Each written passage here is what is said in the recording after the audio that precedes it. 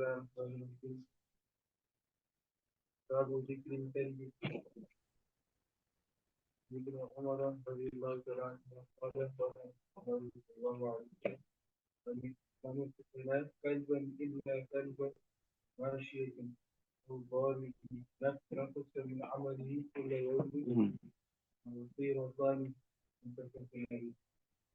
الله الرحمن الرحيم. Chapter Babu Dhikri Kalb, chapter on dogs. Right. So we'll be discussing concerning the commands about dogs, purpose, the purpose or what purpose a dog may be kept, kind of dogs that will be allowed, kind that disallowed, permitted to kill, those who may not be killed also.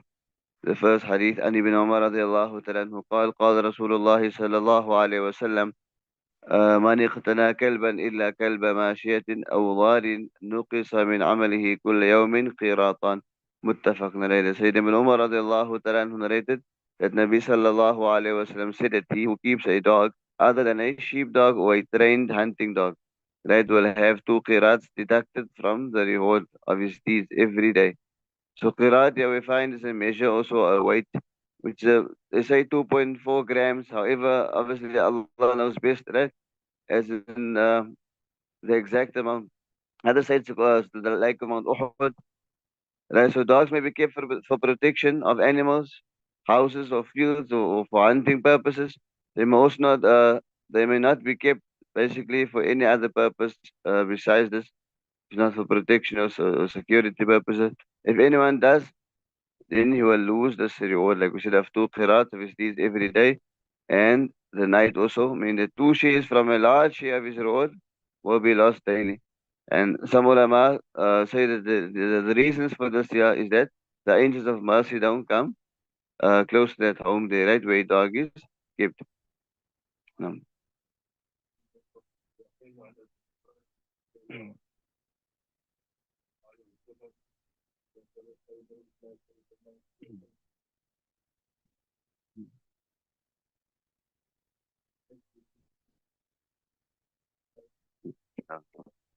وعن أبي هريرة رضي الله تعالى عنه قال قال رسول الله صلى الله عليه وسلم من اتخذ كلبا إلا كلب ماشية أو صيد أو زرع انتقص من أجره كل يوم قيراط متفق عليه. Sayyidina Abu Hurairah radiallahu ta'ala anhu narrated that Nabi sallallahu alayhi wasallam said that he who keeps a dog other than a sheepdog or a hunting dog or a farm dog, right, will have 1 qira deducted from his reward every day. Like we mentioned there, a reduction of reward may be 1 qira or 2, right? So we discussed there the types of dogs a person might have or keep for any other reason beyond that, and one will fall under this hadith. عن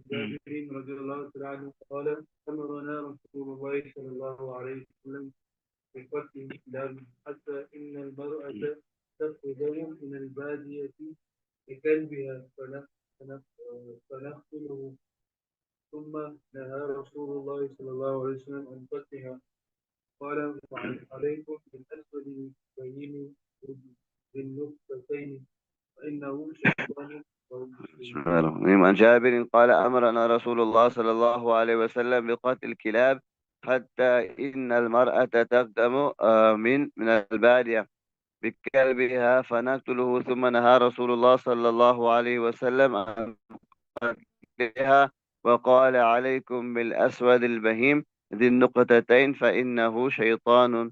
رواه مسلم. Sayyidina Jabir radiallahu ta'ala narrated that Nabi sallallahu alayhi wasallam commanded them to kill dogs. So they killed dogs. This is in Medina and its surrounding areas. So they killed even the dog that any woman, brought with her from the desert.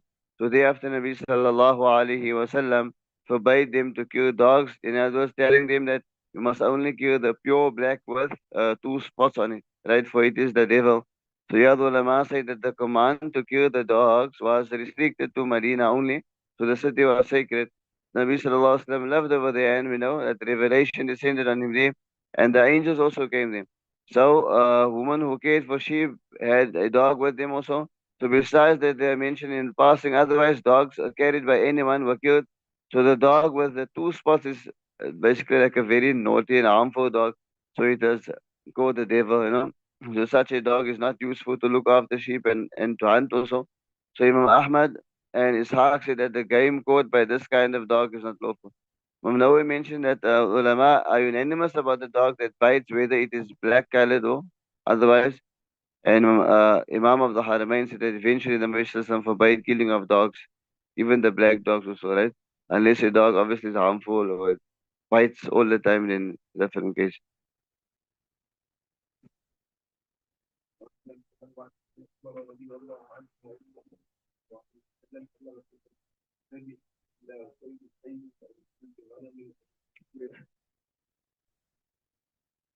وعن ابن عمر أن النبي الكريم صلى الله عليه وسلم أمر بقتل الكلاب إلا كلب صيد أو كلب غنم أو ماشية متفق عليه.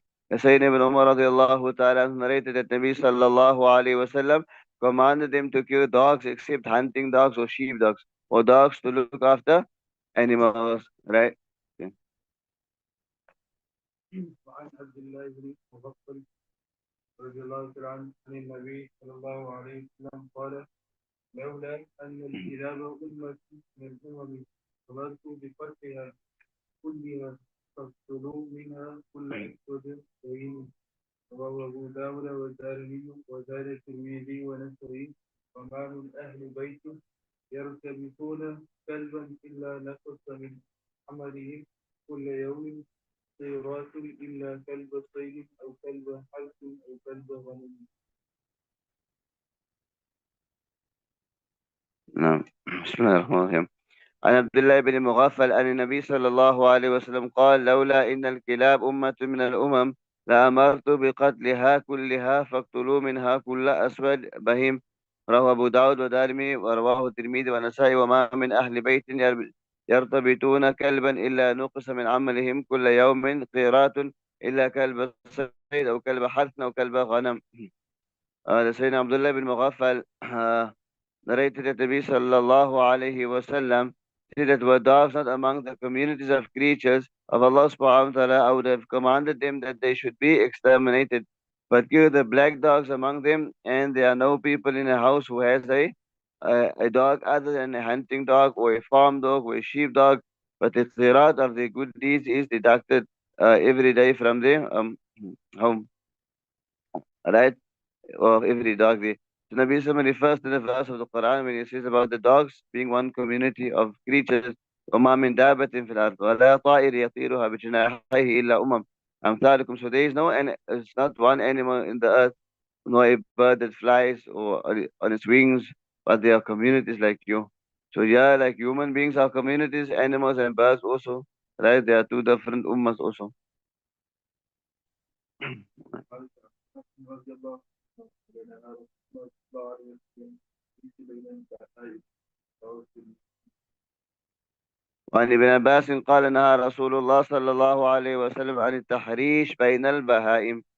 رواه الترمذي Abu Dawud. That Sayyidina Ibn Abbas radiallahu ta'ala anhu here mentions that Nabi sallallahu alayhi wasallam forbade putting animals to fight with one another. That instigation people do. So people must not get animals to fight with each other, whether it be whatever animals. Camel fights, elephant fights, dog fights, bird fights, cock fights, that any type of fights between animals to urge animals to fight with each other is completely wrong and forbidden. Mm. باب ما يحل أكله وما يحرم. الفصل الأول عن أبي هريرة رضي الله تعالى عنه قال قال رسول الله صلى الله عليه وسلم كل ذي ناب من السلاح So باب ما يحل أكله وما يحرم, right? That which is lawful to eat and that which is unlawful. So those things obviously that are known to be forbidden and unlawful from the Quran, right? As we know that carrion or dead creatures, animals, blood that flows, pork, swine, meat of animals that is slaughtered in other in the name of Allah subhanahu wa ta'ala. So these as we know it is completely prohibited and haram. Right? First hadith, قُلْ لَا أَجْدُ فِي مَا أُوحِيَ إِلَيَّ مُحَرَّمًا, right? على طاعم يطعمه إلا أن يكون ميتة أو دما مسفوحا أو لحم خنزير, right? فإنه رجس أو فسق أهل لغير الله به.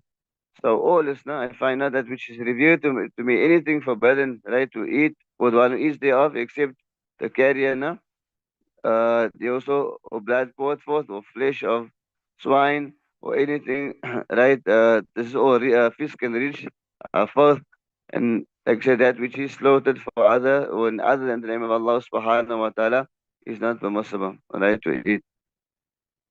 And then we find that Nabi sallallahu alaihi wasallam he also that included some other things in the list of the forbidden or unlawful things. Example, like we mentioned earlier, also in earlier chapters of the Zunab, those animals with canines, or the animals with claws also, the domesticated donkeys, right? They will not be allowed. So therefore, the hadith also are mentioned is right about certain animals being forbidden, and ulama also unanimous about they being unlawful, right?